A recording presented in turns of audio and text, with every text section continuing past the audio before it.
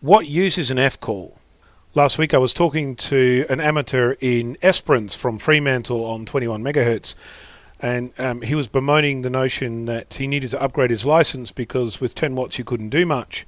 Little did he know that the week before I was sitting in exactly the same spot with my puny little F license as he thought of it, and I was talking to Portland, Oregon.